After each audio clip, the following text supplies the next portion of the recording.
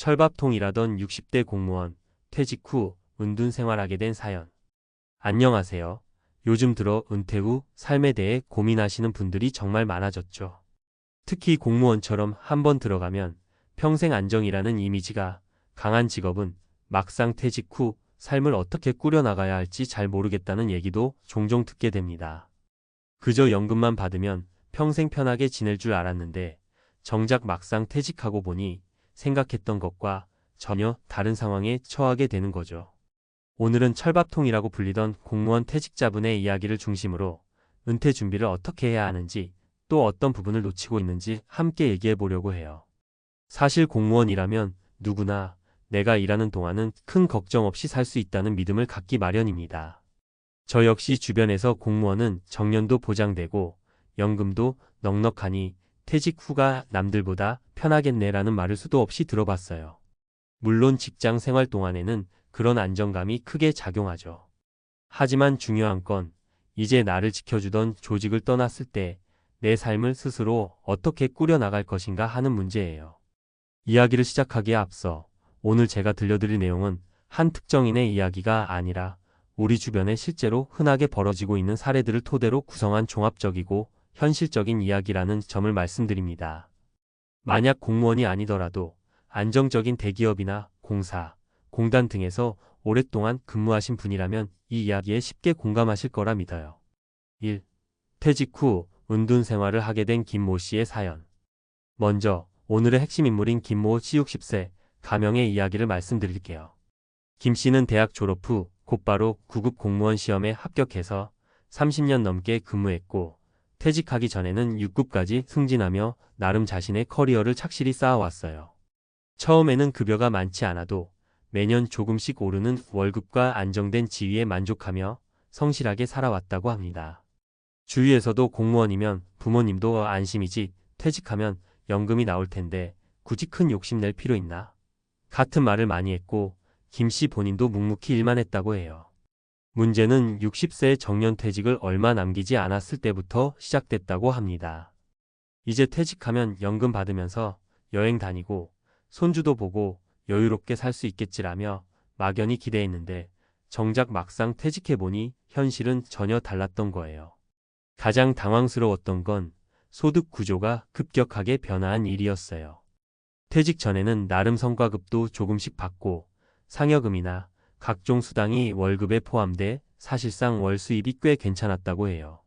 그런데 막상 퇴직 후 들어오는 건 공무원 연금이 전부이니 이전 생활 수준을 유지하려면 턱없이 부족했던 겁니다.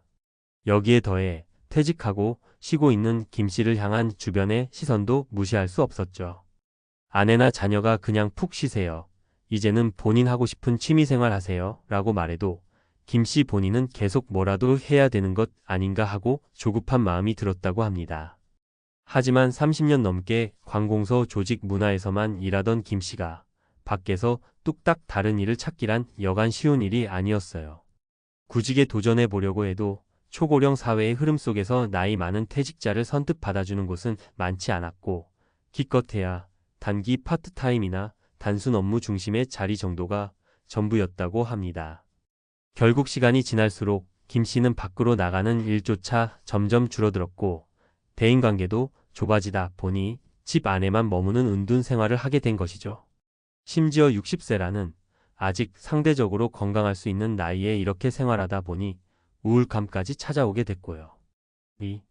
은퇴 후 삶을 대비하지 못해 어려움을 겪는 사례 3가지. 그래도 공무원인데 연금이 있잖아? 하실 분도 계실 것 같아요. 물론 매달 일정 금액의 연금을 받는 건 큰 메리트입니다. 다만 그 연금이 실제 생활비에 충분치 않거나 혹은 정서적으로 계속 일을 하고 싶거나 뭔가 사회적인 역할을 이어가고 싶을 때 준비가 되어 있지 않으면 쉽게 흔들릴 수 있습니다. 여기서 다른 3가지 사례를 소개해 드릴게요. 사례 A. 퇴직 후 소득 격차에 적응 못한 7급 공무원 출신. 인물 배경. 7급 공무원 시험에 비교적 젊은 시절 합격해 퇴직 시점까지 27년 정도 근무한 박모 씨 59세, 가명.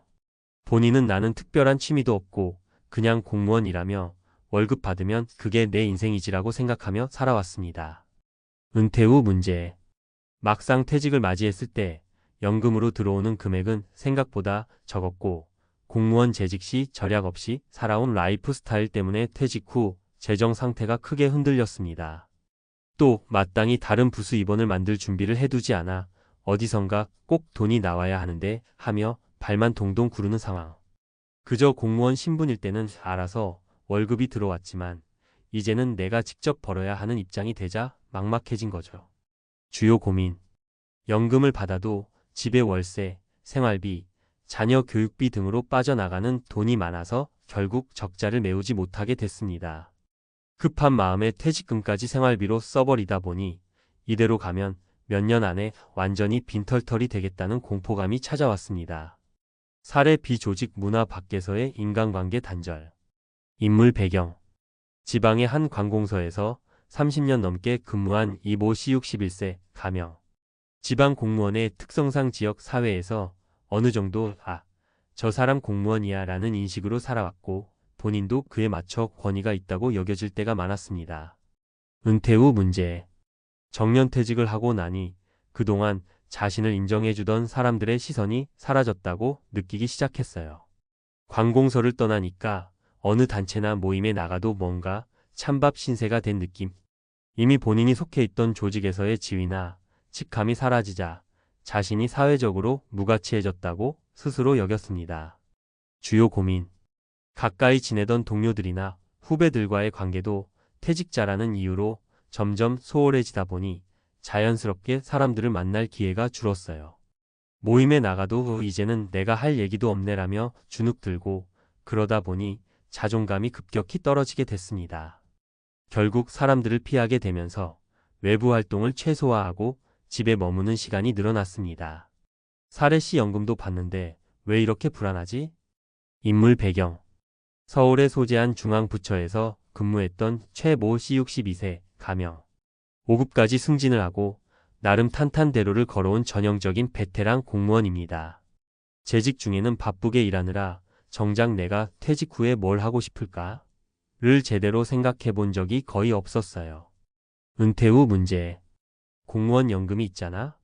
라고 주변에서도 많이 말해주고 본인도 그렇게 믿었지만 정작 은퇴 후 첫 달이 되니 뭐라도 안 하면 불안하다라는 강박관념이 들기 시작합니다.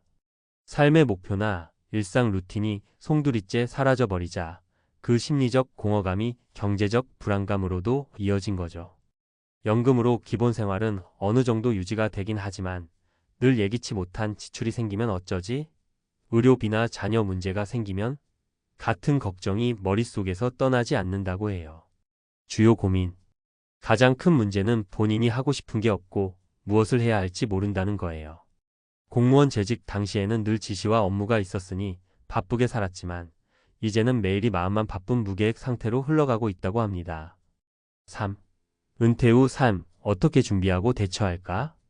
위 세 가지 사례, 그리고 처음에 말씀드린 김 씨 사례처럼 많은 공무원 혹은 안정된 직장에서 오랫동안 근무해온 분들이 막상 퇴직 후에는 다양한 이유로 어려움을 겪곤 합니다. 그렇다면 이런 문제를 해결하거나 미리 방지하기 위해선 어떻게 해야 할까요? 재정적 준비. 연금이 있다고 해도 지금의 생활 수준이 연금만으로는 유지가 안 될 수 있어요. 특히 대출, 자녀 교육비, 부모님 부양 등 다양한 지출 요소가 있는 경우에는 연금이 크게 부족하다는 걸 체감하게 됩니다. 최소 5년 전부터는 퇴직 후 예상 지출과 연금 수령액, 예비 비용 등을 꼼꼼히 계산해보고 부족분을 메우기 위한 다른 소득원을 마련하는 게 좋습니다. 예금, 적금뿐 아니라 오래된 집을 소형으로 다운사이징 한다거나 혹은 본인 능력에 맞는 소규모 창업을 고민해보는 방법도 있죠. 단, 무턱대고 요식업이나 자영업에 뛰어드는 건 너무 큰 위험이 될 수 있으니 신중해야 합니다. 사회적 관계 유지. 퇴직 전부터 다양한 모임이나 봉사활동, 동호회에 참여해보는 것을 추천드립니다. 내가 어떤 직장에 속해 있을 때보다 은퇴 후에 더더욱 사람들 사이에서의 교류가 중요해집니다. 조직을 벗어나더라도 내가 계속 교류할 수 있는 사회적 네트워크를 만들어 놓으면 소속감이 사라지면서 생기는 허무함을 줄일 수 있어요. 더불어 일자리 정보나 봉사활동 기회 같은 것들도 사람들로부터 자연스럽게 얻을 수 있고요. 정서적, 심리적 준비. 은퇴와 동시에 일상 루틴이 사라지는 건 생각보다 큰 충격으로 다가옵니다. 내가 아침에 일어나서 출근해야 하는 이유가 사라지고 업무를 통해 인정받는 기회도 없어지니까요. 취미활동, 자기개발, 혹은 새로운 배움을 통해 은퇴 이후의 내 삶에도 분명한 목적이 있다는 걸 느끼게 해주는 게 중요합니다. 그림 그리기, 악기 연주, 운동, 요리, 여행, 글쓰기 무언가 새로운 시작을 경험하는 것만으로도 큰 활력이 될 수 있어요. 나이살 먹고도 배울 수 있는 환경 찾기. 요즘은 다양한 평생교육 프로그램, 은퇴자, 대상 강좌가 늘어나고 있어요. 해당 지자체 문화센터나 온라인을 통해서도 무궁무진한 정보들이 있죠. 현역 시절에 못 배웠던 기술이나 지식을 배워서 알바로라도 활용할 수 있다면 소득에도 도움이 될 뿐 아니라 삶의 만족도도 높아질 겁니다. 은퇴 후 전문 강사, 시니어 컨설턴트, 1인 창업 사례도 점점 늘고 있으니 충분히 도전해 볼 만해요. 가족과의 충분한 대화. 은퇴라는 건 개인의 문제가 아니라 가족 전체의 라이프 스타일을 변화시키는 일이기도 해요. 갑자기 집에만 있는 가장을 부담스럽게 생각할 수도 있고, 혹은 가족의 아빠 혹은 엄마는 이제 일 그만하고 즐기세요 라며 반대로 권유할 수도 있겠죠. 중요한 건 내가 왜 불안한지, 왜 일자리를 찾아야 하는지, 왜 쉬고 싶지 않은지 등을 솔직하게 가족에게 공유하는 거예요. 때론 가족이 더 좋은 아이디어나 지원책을 제시해 줄 수도 있고 서로의 불필요한 오해도 줄어들 수 있습니다. 4. 결론 은퇴 후 삶도 계속되는 인생이다. 얼마 전까지 철밥통이라고 불리던 그 누구보다 안정된 직장을 다니던 공무원들이 퇴직 후에 크게 흔들리는 모습을 보며 깨닫게 된 점이 있어요. 은퇴는 끝이 아니라 또 다른 시작을 의미한다는 겁니다. 그동안 내가 해왔던 직무와 자리를 내려놓았다는 건 나도 모르게 가지고 있던 안정, 권위, 나만의 사회적 역할을 잃어버린다는 뜻과 같습니다. 사람에 따라서는 삶의 의미까지 잃었다고 느낄 정도의 큰 변화죠. 하지만 꼭 부정적인 면만 있는 건 아니에요. 오히려 사전에 준비만 잘 해둔다면 퇴직 후에는 내 인생에서 한 번도 누려보지 못했던 자유와 기회를 만날 수도 있습니다. 단, 그 자유와 기회를 누리려면 내가 하고 싶은 일이 무엇인지, 어떤 삶을 살고 싶은지, 얼마만큼의 비용이 필요한지, 이를 위해 필요한 역량은 무엇인지를 미리 파악해야 합니다. 그래서 저는 지금이라도 그동안 직장에만 매달려 왔던 분들이라면 은퇴 후의 시나리오를 조금씩 구체적으로 그려보는 것을 꼭 권해드리고 싶어요. 은퇴가 얼마 남지 않은 분들은 당장 내일이라도 노트 한 권을 꺼내서 혹은 컴퓨터 문서에 리스트를 만들어서 적어보세요.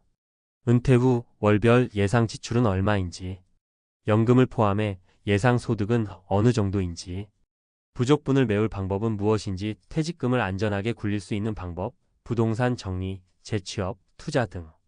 한 달에 얼마 정도 여유 자금이 있어요. 마음 편하게 취미생활과 인간관계를 유지할 수 있는지. 그렇게 살아가면서 내가 정말 하고 싶은 일은 무엇인지. 이런 것들을 차근차근 정리해보면 퇴직 후 내 삶이 막연하지 않게 됩니다. 그리고 가족, 친구, 혹은 믿을 만한 전문가와 꾸준히 소통하면서 내 계획을 현실과 맞춰보는 과정이 필요해요. 막상 여러 가지를 따져보면 생각보다 빠듯하거나 더 많은 금액이 필요할 수도 있겠죠. 혹은 반대로 내가 너무 과하게 걱정했구나. 이 정도라면 충분히 가능하겠네 하고 안심이 될 수도 있습니다.